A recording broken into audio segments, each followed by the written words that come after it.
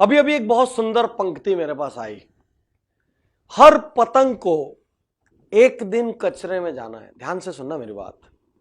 हर पतंग को एक दिन कचरे में जाना है, लेकिन उसके पहले आसमान छू के दिखाना है। पतंग का जन्म क्यों होता है पता है? कचरे में जाना है। एक समय के बाद वो फट जाएगी, खराब हो जाएगी, कट जाएगी, गिर जाएगी, खत्म हो जाएगी। लेकिन उसका जन्म कटने गिरने खत्म होने के लिए नहीं होता। जन्म तो उसका एक बार आसमान का सीना चीरने के लिए, ऊंचाई पे जाने के लिए होता है।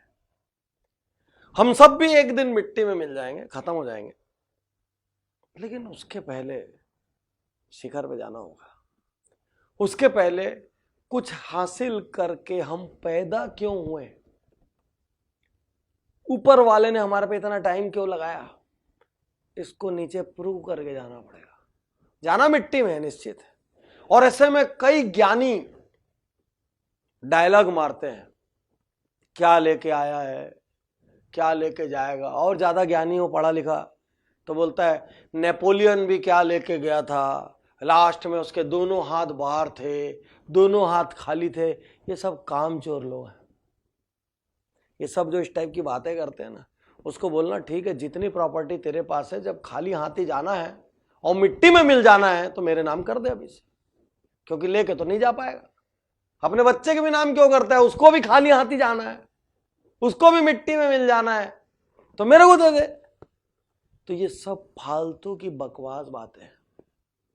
आज मैं आपसे कहना चाहता हूं, ये वायरस हैं ऐसे लोग, इनसे दूर रहना। क्योंकि हर चीज की एक उम्र होती है, काम करने की एक उम्र होती है, उसमें सब कुछ झोंक दो। जब परिवार के भीतर बीच जाके बैठो तो सबसे अच्छे पिता बनो, सबसे अच्छी माता बनने की कोशिश करो। वहां ये डायलॉग मार लो, कितना ही कर लो, क्या फर्क पड़ता है। डायलॉग मारने की कोई जरूरत नहीं, ट्राई पूरा करो। जब व्यापार कर रहे हो तो अपनी फील्ड में टॉप के लोगों में रहने का ट्राई करो। फिर ये मत डायलॉग मारो, क्या हासिल हो जाएगा टॉप पे पहुंच के, एक दिन उसको भी खत्म होना है, एक दिन मेरे को भी खत्म होना है। जब खत्म होना है तब होना है, बाद में देखेंगे वो सब। ये सब फिल्मी डायलॉग ना सुनाओ। और यदि खुद पैसे की कमाने की कोई इच्छा नहीं है, लेकिन काबिलियत है ना, तो दूसरों के लिए कमाओ। आप मत यूज करना, दान कर देना।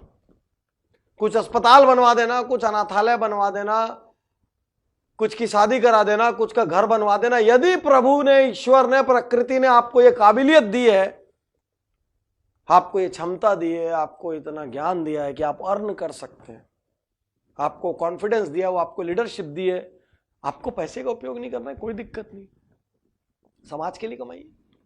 आज बिल गेट्स क्या कर रहे हैं? इतना पैसा कमाने के बाद उन्होंने bill and Melinda Gates foundation बना के अपनी पूरी संपत्ति दान कर दी। उसको भी मैनेजमेंट की बुद्धि से दान की कि प्लान कर करके धीरे धीरे फेजेस में यूज होगा।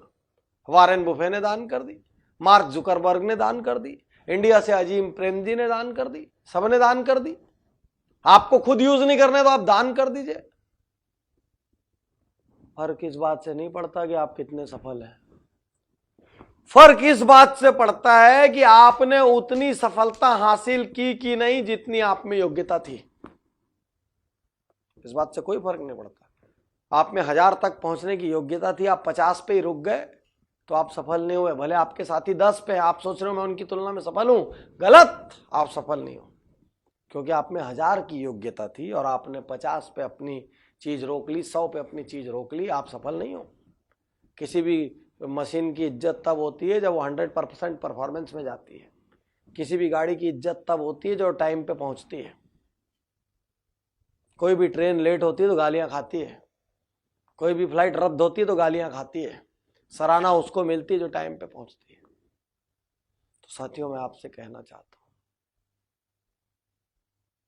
सबको मिट्टी में जाना है निश्चित है, लेकिन मिट्टी में जाने के पहले आसमान छू के दिखाना है जिस भी क्षेत्र में हम हैं।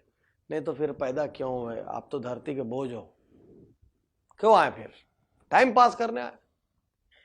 और यहाँ के जो क्लाइमेट है, यहाँ के जो धरती को आप कंज्यूम करने आए? कुछ दिया नहीं आपने पलट के।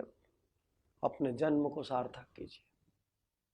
ऐसा कुछ काम करिए कि आपके आसपास के लोगों को आपके पैदा होने पे गर्व हो और वो आपके जाने के बाद आपको सकारात्मक रूप से याद करे।